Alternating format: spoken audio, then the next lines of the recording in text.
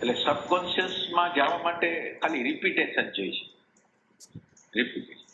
તમે માનો કે તમે એમ સમજો કે આજ મોબાઈલ જોવાનું શરૂ કર્યું 1 દી 2 દી 3 દી 4 દી 5 દી મહિનો 2 મહિનો અને એની અંદર ટ્રેક પડી ગયો કે હવે જ્યારે જોવો ત્યારે એટલે એ સબકોન્શિયસમાં હોય.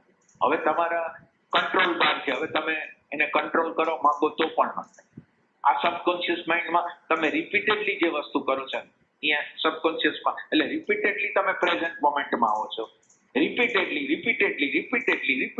એ તમારા સબકોન્શિયસ માઇન્ડમાં અને એ સબકોન્શિયસ માઇન્ડમાં હોય છે એટલે એની હાજરી પછી હંમેશા રહેશે. એટલે ઘણીવાર તમારી ગેરહાજરી ત્યારે થઈ ગઈ હોય માનો કે તો ગેરહાજરી થઈ ગઈ હોય થોડી 5 મિનિટ 10 મિનિટ પછી એ જે અંદરનું તત્વ જે જાગ્રત તત્વ હતું તમે સબકોન્શિયસમાં નાખી દીધું છે એ તમને બતાવશે કે જો તમે શું કર્યું. ખાલી આમ દેખાડી દે તમને દેખાઈ જશે આમાં કોઈ માથાકૂટ નથી.